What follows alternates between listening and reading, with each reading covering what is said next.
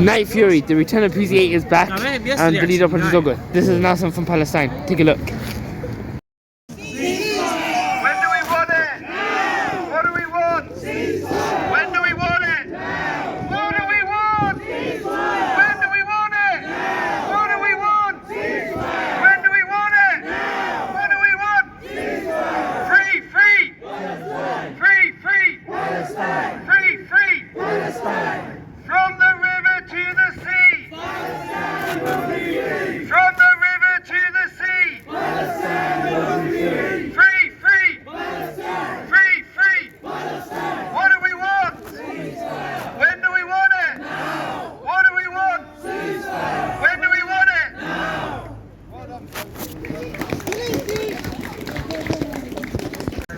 Thank you to everyone that's come out to the video. We're going to keep it going. We've got a couple of guests to come along who I need to say a few words.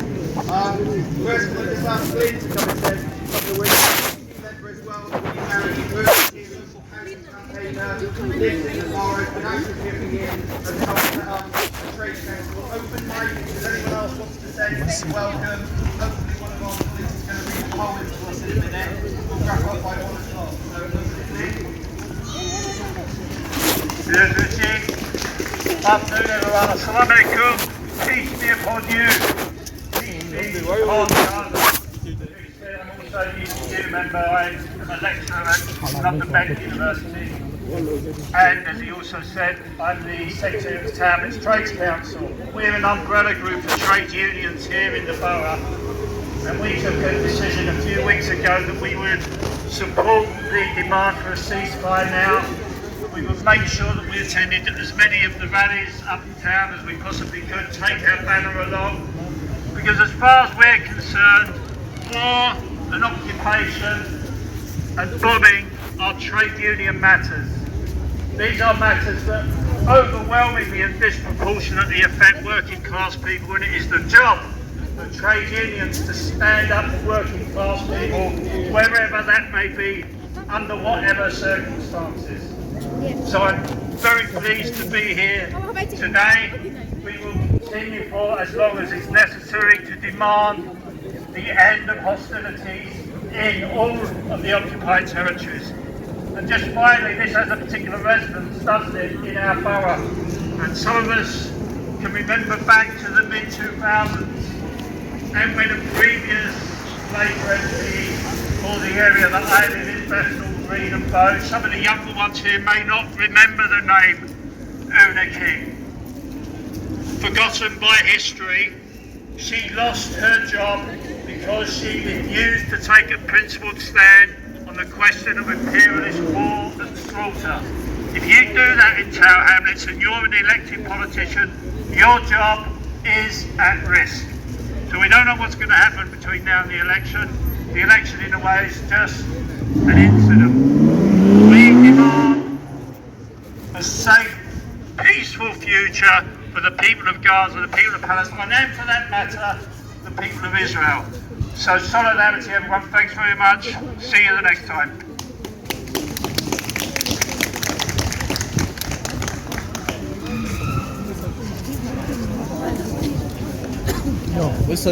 I don't know.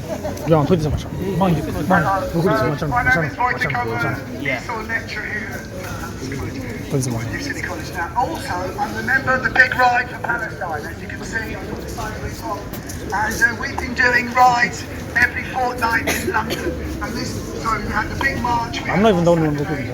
I was there with my coffee, and this Saturday coming, I'll be cycling along with other cyclists. We're meeting up at I didn't even do the whole thing though. That's the thing. Under Waterloo Bridge, and we'll be cycling around central London.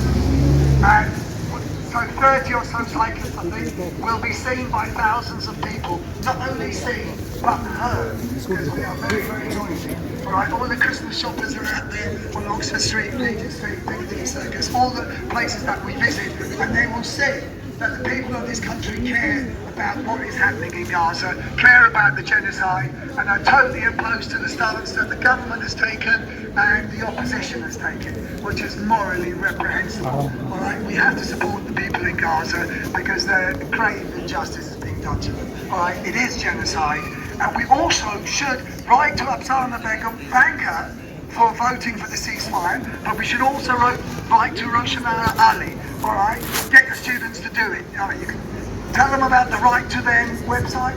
They can write and tell their MPs what they think about the situation in Gaza, and that it is morally obscene that they are not voting for a ceasefire and demanding that their MPs, that the leader of the opposition and the government demand that we impose sanctions on Israel straight away. It's a racist, Zionism is a racist ideology that has enslaved the Palestinian people, and they are being ethnically cleansed as we speak. All right, it happened in the Nakba in 1948, it's happening now.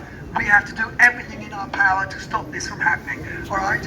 A lot of people are taking action. There's a group called Palestine Action. They're going on buildings. They're stopping Elbit, producing arms. A lot of British companies make millions, billions of pounds by selling weaponry to Israel. We have to stop that, all right? We can't be a party to that kind of behaviour. All right, thank you. All right, let's go. From the river to the sea! Palestine will be free! From the river to the sea! Palestine will be free! What do we want? Ceasefire! When do we want it? Now! What do we want? Ceasefire! When do we want it? Now! Ceasefire now! Ceasefire now! Ceasefire now! Ceasefire now! Ceasefire now! Ceasefire now! Perhaps Jorge would like to say a few words. No, he hasn't heard. All right, thank you.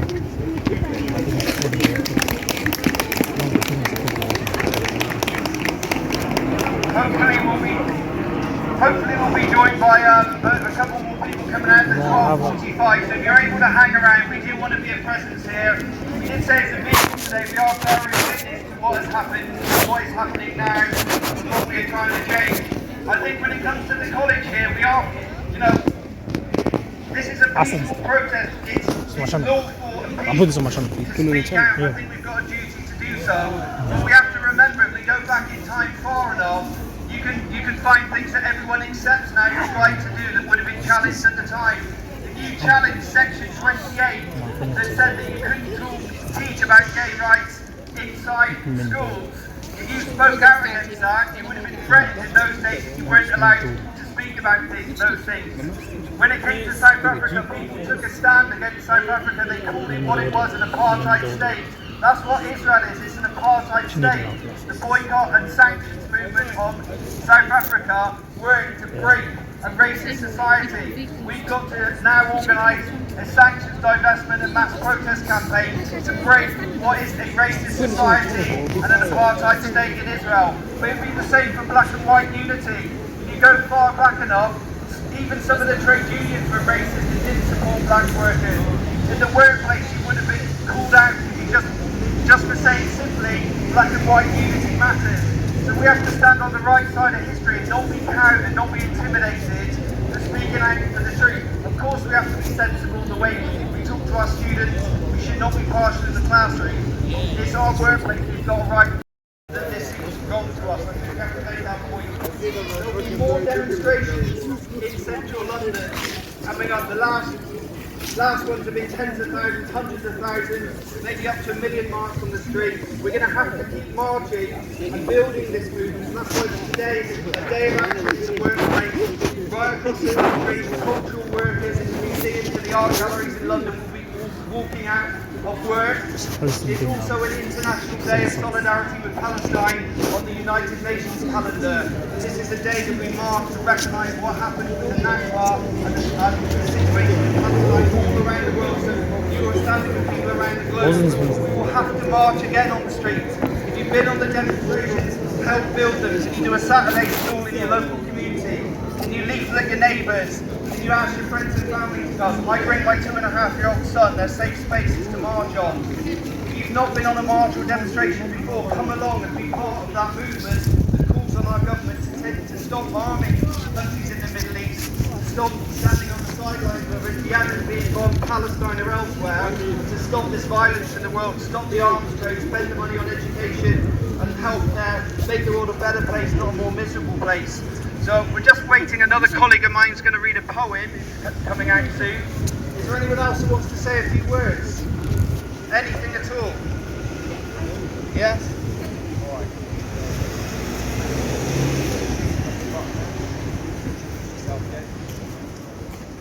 Hello everyone. This is Rabea speaking.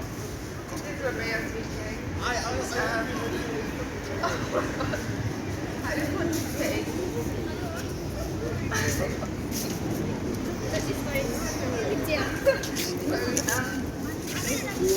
if anyone of you out in the things, whatever's going on in Palestine is okay for Israel to do. Just for your own family in that situation. Imagine your younger siblings, imagine your children, imagine your mom and dad.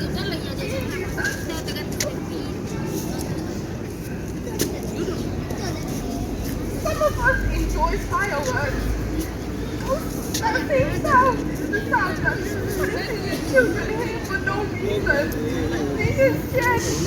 Today my younger brother got scared because our upstairs neighbor was drilling something. He's only 4 years old. Imagine what the Palestinian children are seeing. Imagine the sounds they're hearing.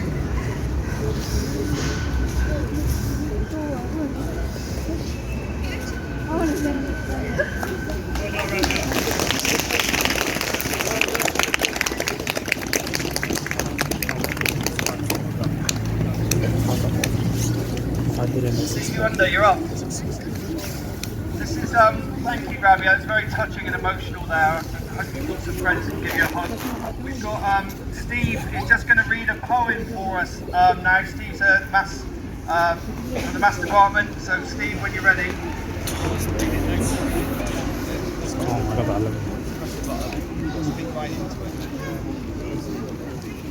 This poem was written by Michael Rosen.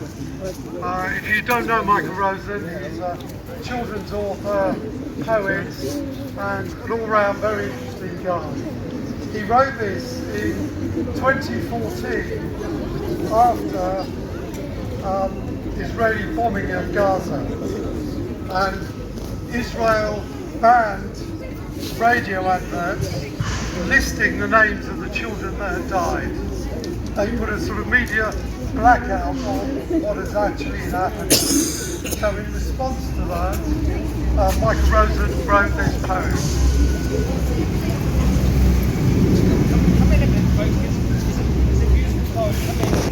A lovely poem. Don't name the dead children. The people must not know names of the dead children. The names of the children must be hidden. The children must be nameless. The children must leave this world, leaving no names. No one must know the names of the dead children. No one must say the names of the dead children. No one must even think that the children have names. People must understand that it would be dangerous to know the names of the children. The people must be protected from knowing the names of the children. The names of the children can spread like wildfire. The people would not be safe if they knew the names of the children. Don't name the dead children. Don't remember the dead children. Don't think of the dead children. Don't say dead children. I think it's a beautiful poem. Thank you.